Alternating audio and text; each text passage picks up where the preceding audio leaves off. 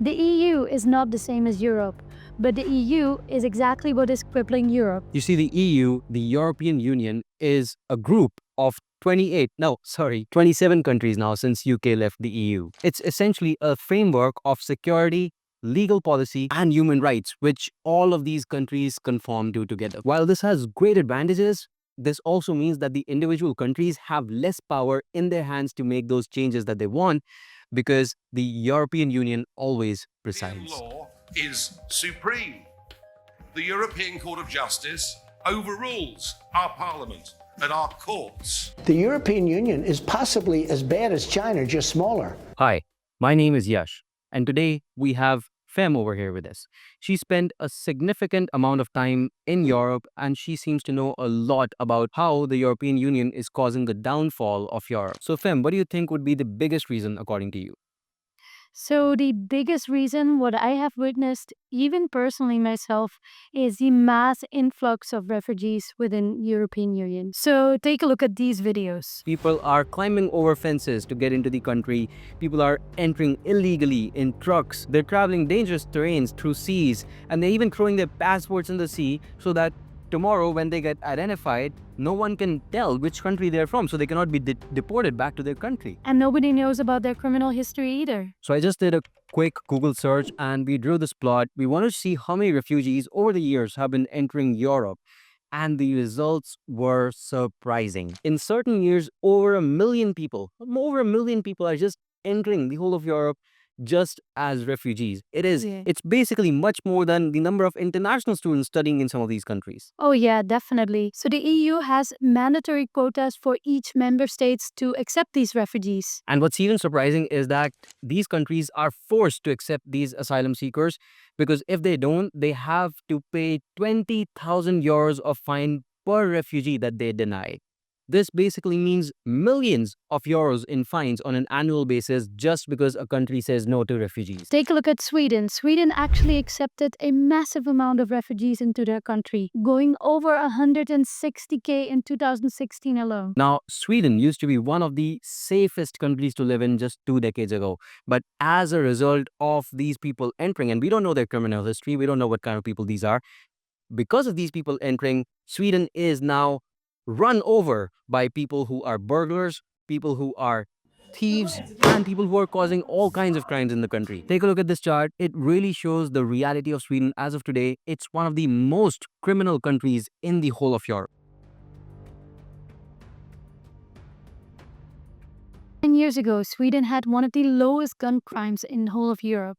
Right now, 10 years later, it's actually having the second highest gun crimes in the whole of Europe. Sweden is not only having gun wars right now, but many parts of it are single-handedly being controlled by these migrants who entered in these immigration schemes. What's making it worse is that companies are getting subsidized by the government for employing the refugees. So companies profit as they employ more refugees. And some of you guys on this channel, I know people follow this channel sometimes because they want to immigrate overseas to countries within Europe as well, and they want to do it through the legal route, It is surprising, and I think this is heartbreaking to me to say that these refugees, these people who are basically given these spots on humanitarian grounds, these people are higher priority than skilled workers themselves. In fact, these people can easily get permanent residence in European countries in just 3 to 5 years, whereas skilled workers many times can't even dream of it before 5 years. So for instance, in the Netherlands, refugees are given free housing, while economic migrants, workers essentially, have to pay for their own housing. And what about the other thing you were telling me about refugees being able to bring their families much easier than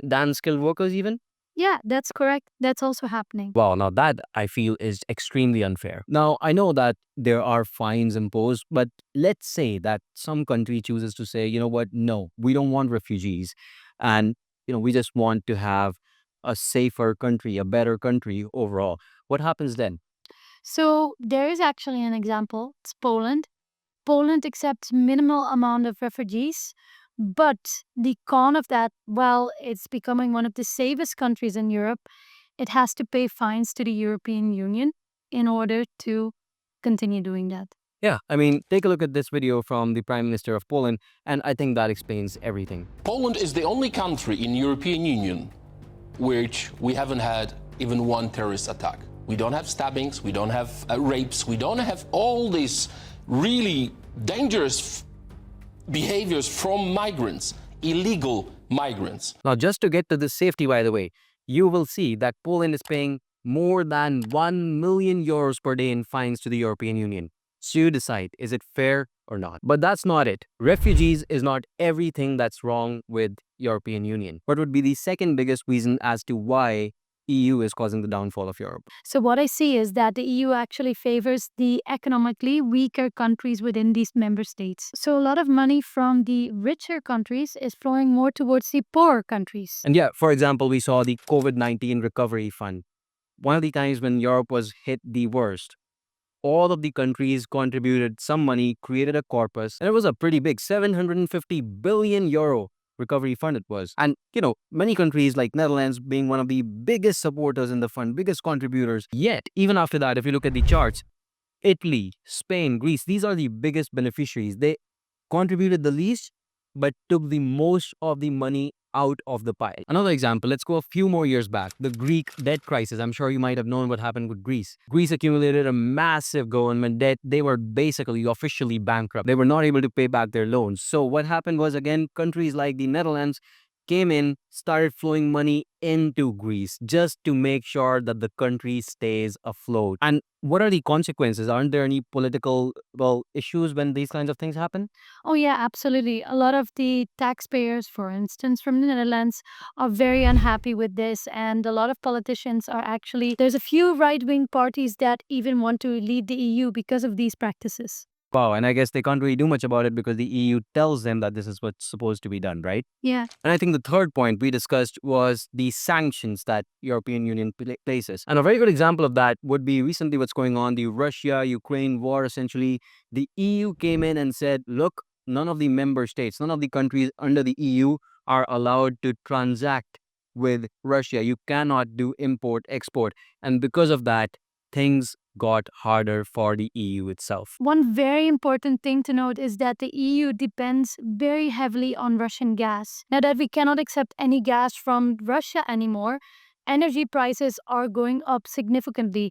They even speak of an energy crisis at the moment. Yeah, I mean, of course, if fuel is basically costlier, that means that you can't have enough machinery, you can't make enough goods, and, well, the goods that are being made, they're going to be priced higher, of course, because there's so limited amount of them. Yeah, and we even see now that certain households are not able to afford to heat their own homes. So you can really see as the EU stopped transacting with Russia for the gas, well, the prices of gas soared. And this really is supported by the data. This is happening right now. The European Union is controlling EU. And yes, they're doing quite a lot of great things. Right. There's a lot of advantages of being one of the EU states, of course, and it's not easy. Many countries we know want to enter. But with that said, these are some of the cons, and this is how the EU is causing the downfall of Europe. Let us know in the comments down below what you thought of this evaluation. And of course, you can always get in touch via WhatsApp if you genuinely, legally want to immigrate to a country, not as a refugee. And of course, if you sign up on YMGrad, I'll personally keep you updated of any such upcoming videos that might be interesting to you. Subscribe to this channel. I'll see you in the next one. Goodbye and take care.